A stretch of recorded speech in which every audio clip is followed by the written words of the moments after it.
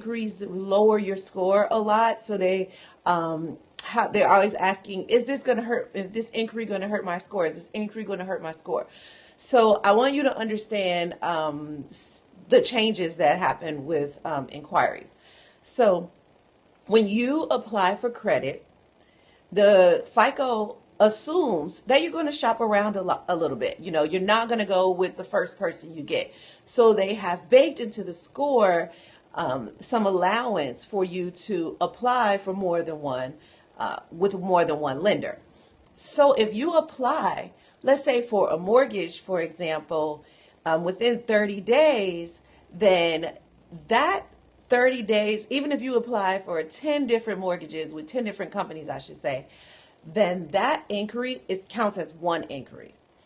This is something that I get a lot. People call me and say, oh, I went to this one place and they ran my credit 8 times and I know that's lowering my score. Not necessarily. Thanks for the hearts. Hey, Tone. So I just want you to understand that just because your credit is pulled doesn't necessarily mean that it's going to lower your score. And that's sort of a misconception. But let's take auto, for instance. That's a little bit different than mortgages. So, auto, if you go get a car, then your auto loan, you have 14 days. So you want to make sure that if you're applying for different car loans, that you apply within 14 days.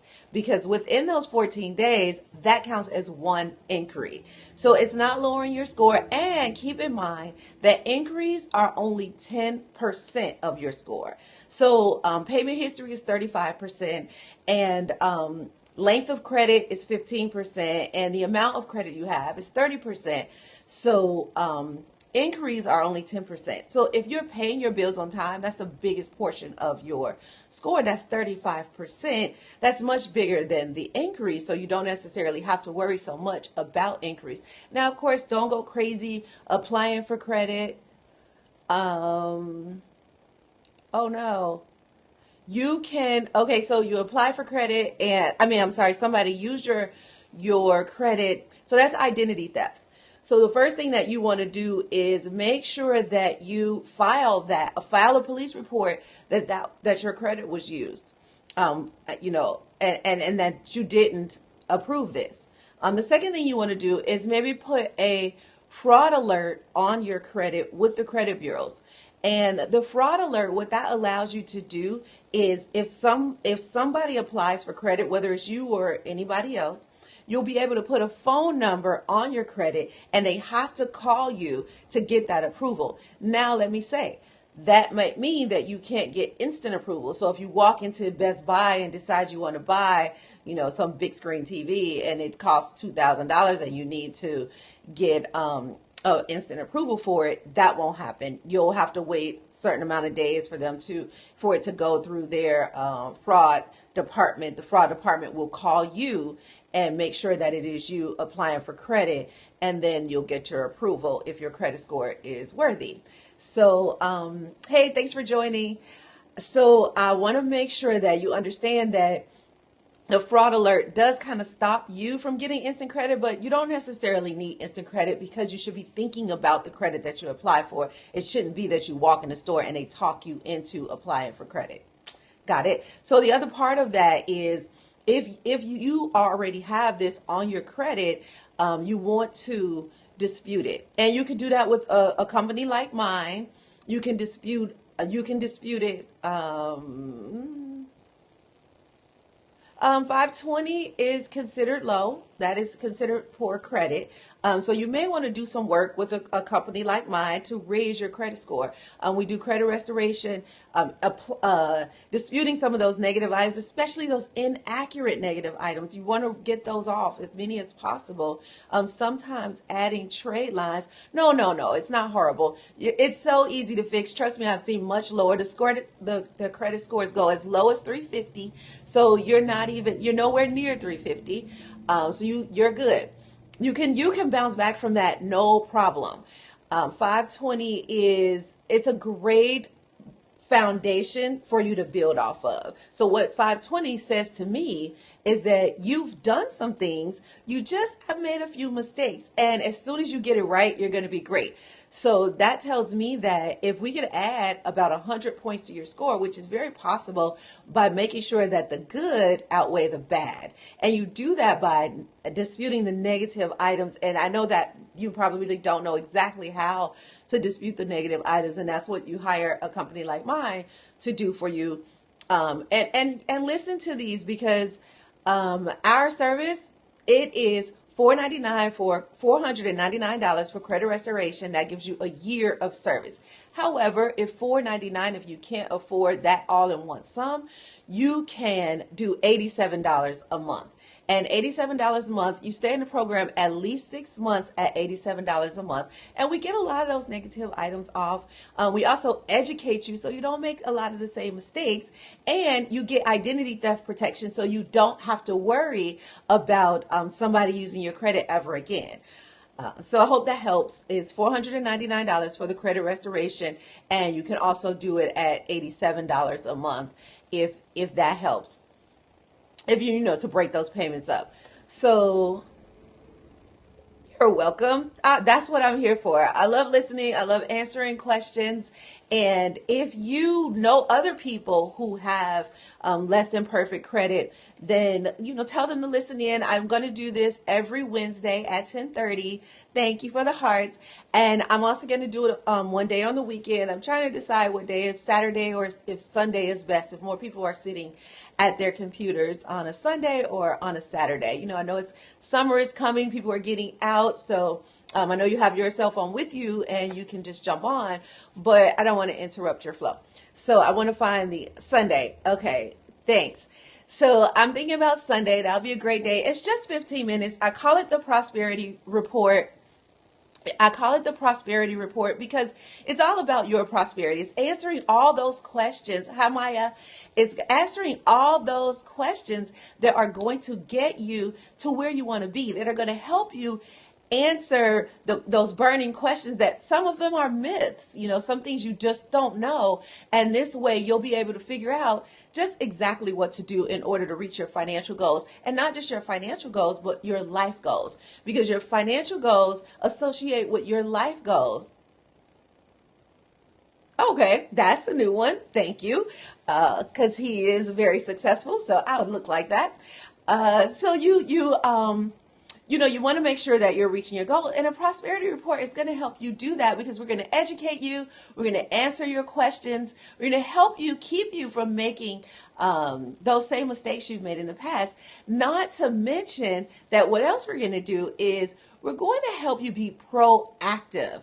So you don't have to go out and make a mistake. If you can be proactive, you can get your questions answered here before you go apply for credit, before you go and buy something that is going to cost you, before you go and into an investment or to pay off debt. A lot of people ask me about saving or investing and paying off debt. Which one do you do first? You kind of do them simultaneously, but we're going to talk about that in another prosperity report. So I just want to make sure that you kind of have the answer to your question. We had one question about inquiries and fraud. So the first question was about inquiries and how do they hurt your score, and I kind of divulged the myth that inquiries pull your score down a lot, and they don't necessarily.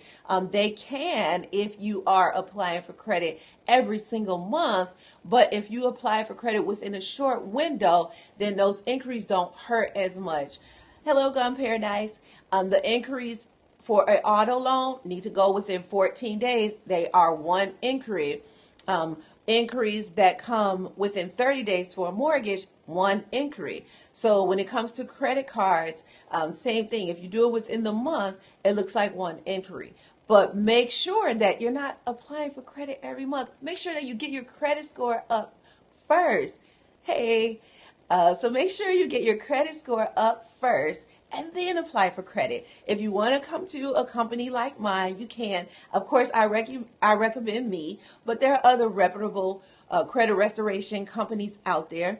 That may be the way to do it, because sometimes we try to do it on our own and it just doesn't work because we don't have the expertise and we're not paying enough attention to it.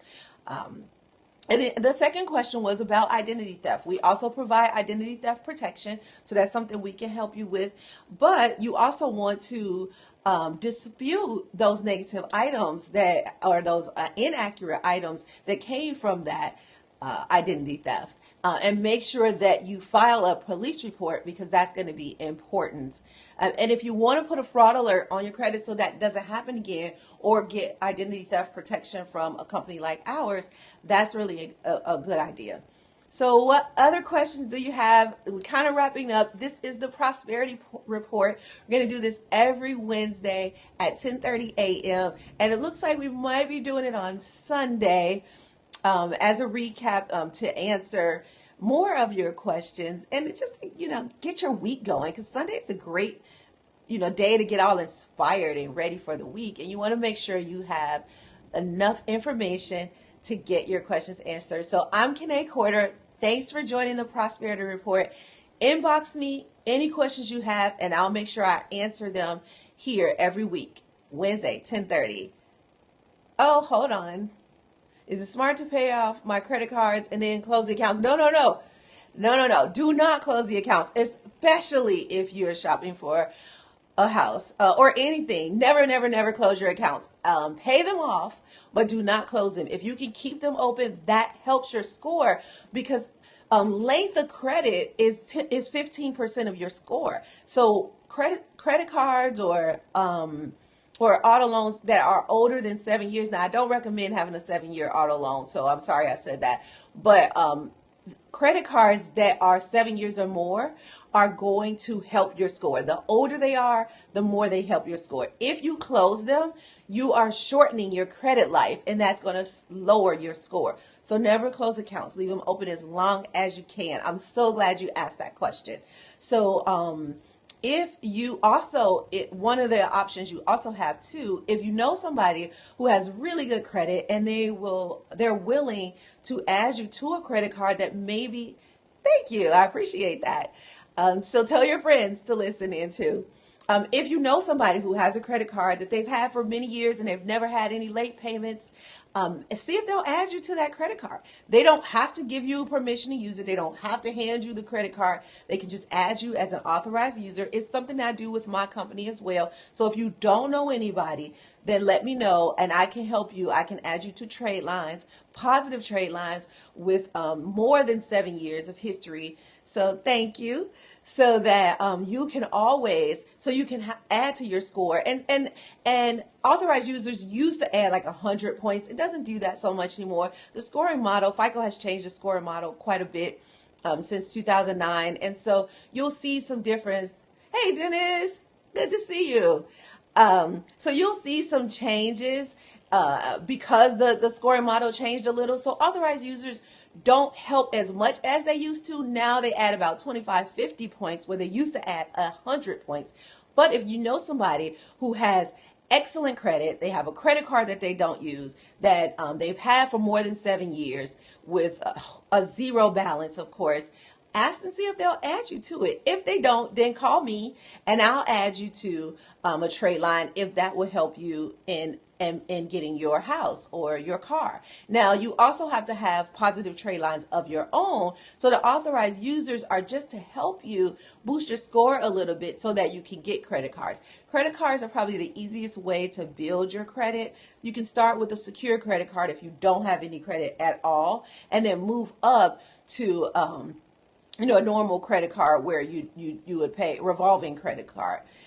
So I would say if you need to start with an authorized user, that will be your first step. The second step would be your secure credit card. And then the third step is applying for credit in your own name. And there's certain ways to answer those questions.